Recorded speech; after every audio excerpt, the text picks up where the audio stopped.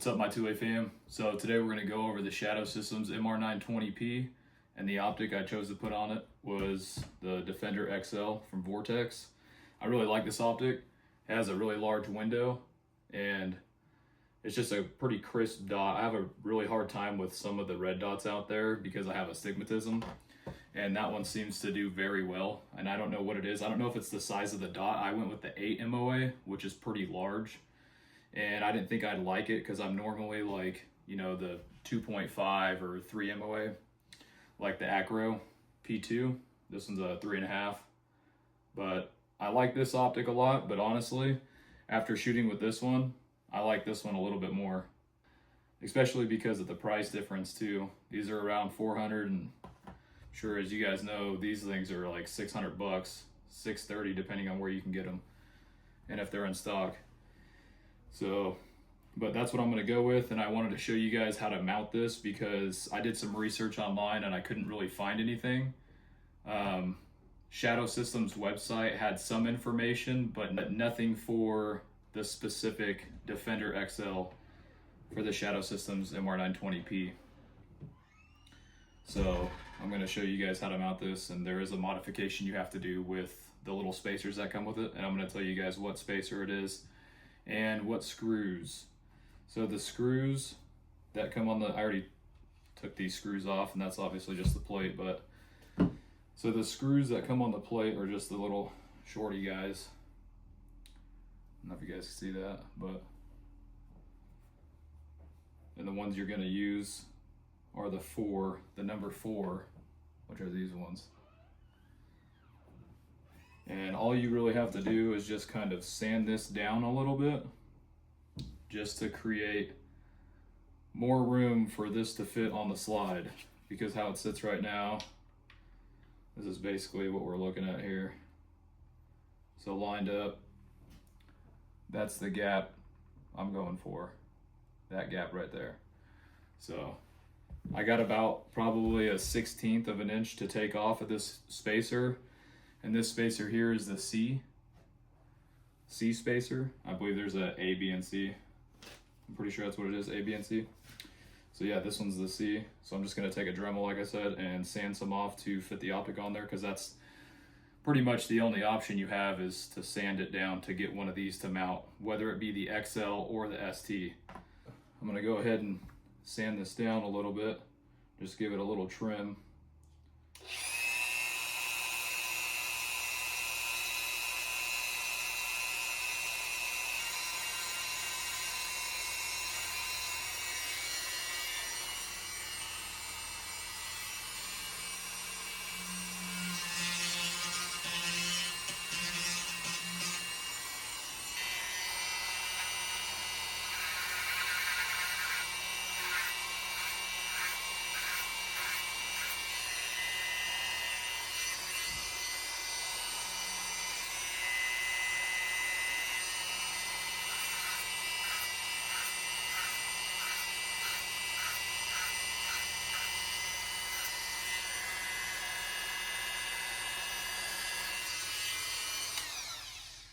Okay, I don't want to take off too much without checking where I'm at.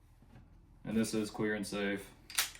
I'm going to check the spacer now and see about where I'm at, because I don't want to take off too much.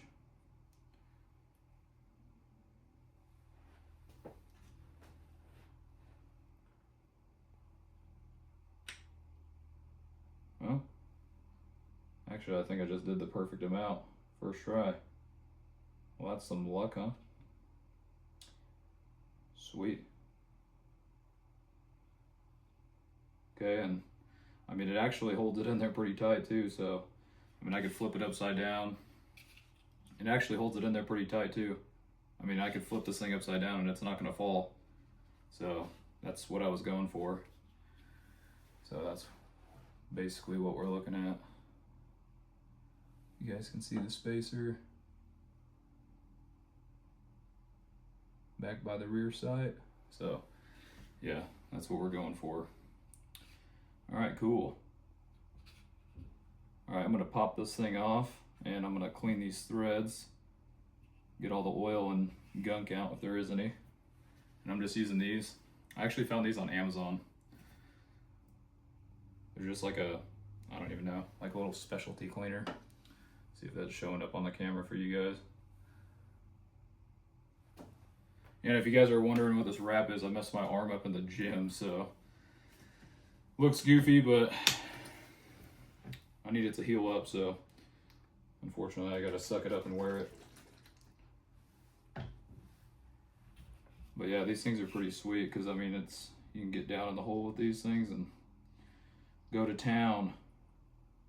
That was rated R.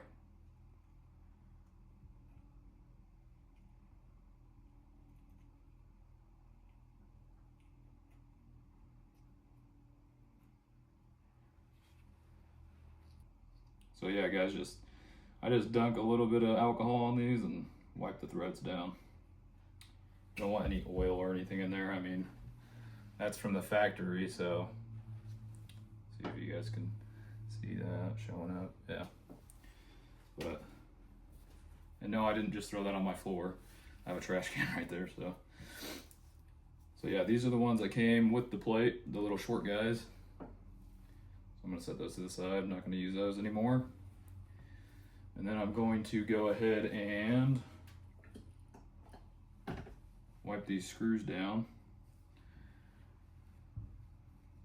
Hope everybody's having a good day out there. It's nice where I'm at right now. Nice and sunny. The weather's all over the place here, but it seems like the nice weather's finally rolling in. Yeah, and see, I mean, just that little bit, but who knows though, that can be the determining factor of an optic coming loose. So we'll go ahead and torque these, and I was trying to find torque specs online too, and basically the best I could find was 10 to 20 inch-pounds. So I'm probably just gonna do the in-between. I might either go 12 or 15, depending, or I'll go 12. I'll go 12 first, and then see if I honestly think that's good enough, and then go with the 15 probably, because I mean, that's really not that tight. 15 is, I think, the optimal torque, but we'll see. Just test it before I shoot for it. I don't want to strip anything out, obviously, especially on a slide. So yeah, and again, I don't know if I mentioned, these screws are the 4s, the number 4s that come in the pack from Shadow Systems. And then for Loctite, I'm just using the blue 242. Yeah, I keep checking, by the way, because I can see the video on my watch, so that's kind of nice, just for reference. So yeah, we're going to go ahead and actually put this spacer and everything back on here. It's pretty neat how these go in here too. They just have like these little ears right here that sit on these indents on the back of the slide.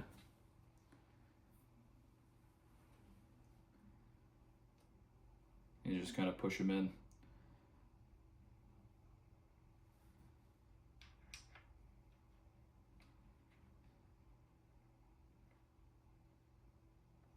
Make sure I'm square on here.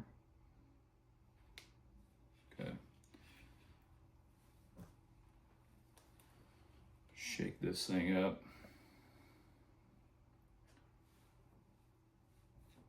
Man, I'll tell you, I hate some of these Loctite bottles. They just like really squeeze out, no matter how you cut them.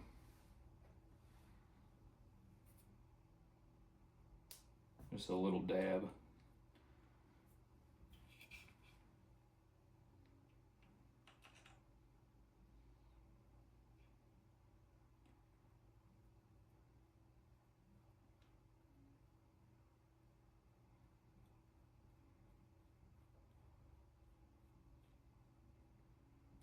I haven't torqued that all the way down yet.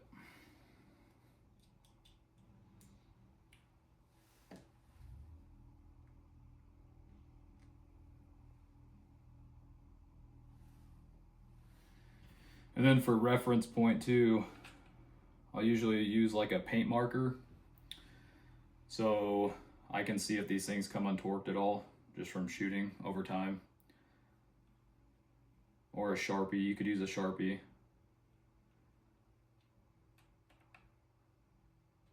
Okay, I'm gonna go ahead and torque these down now. And honestly, I've used the Wheeler and this Real Avid, and I mean, they're both nice. Honestly, there's really not a huge difference. I don't mind using this one. So like I said, I'm gonna go for 12 first. I'll go with 12, see how 12 feels, and then I'm going to possibly go 15. Yeah, because I mean, I barely even tighten that by hand, so I'm gonna go up to 15, which isn't much more, but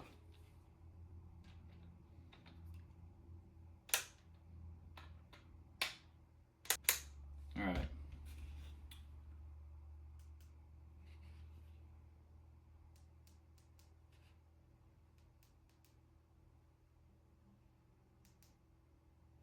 All right, well, it's on there.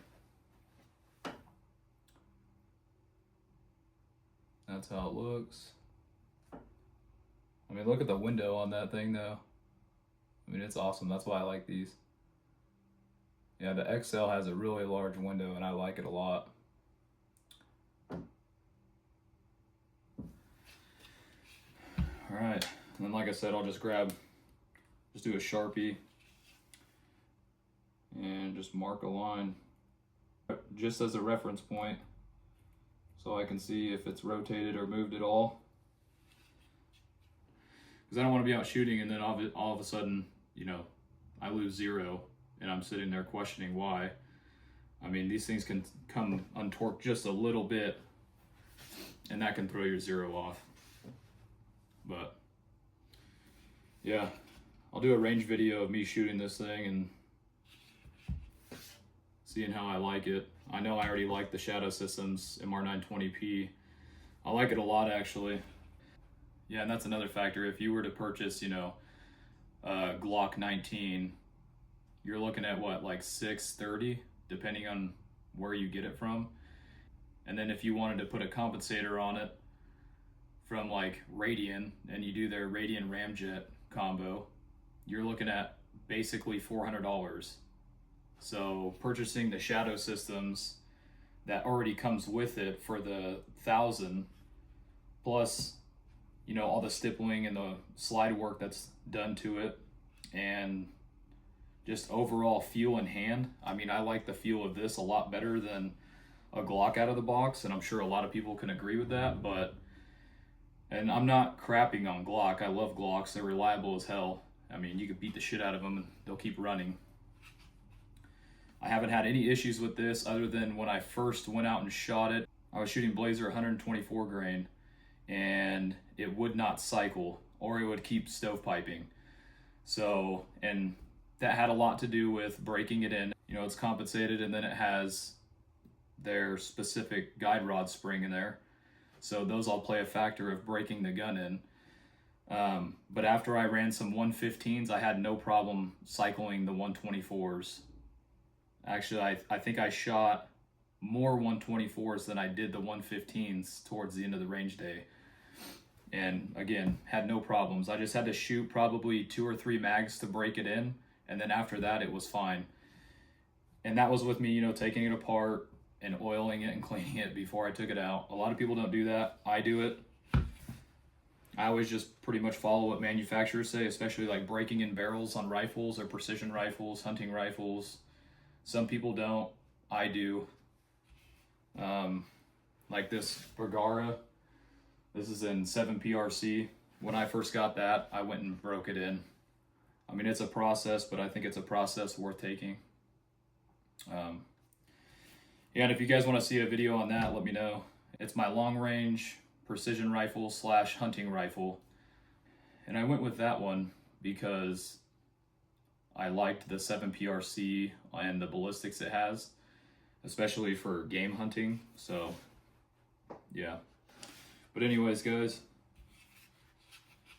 off subject, talking about other guns, like always. This is a Safariland holster for a G47 or G17. And I had this for my G47, which had the Aimpoint Acro P2 on it, and this actually fits in here. So yeah, and locks in. Yep. I don't know if you guys wanted to, I don't know what holsters you guys use, but if so. Obviously this one doesn't have the light on it, which my G47 had the Surefire X300 Ultra on it. I don't know if I'm gonna go excessive and put that on here because that's pretty big for this pistol, but I don't know, we'll see.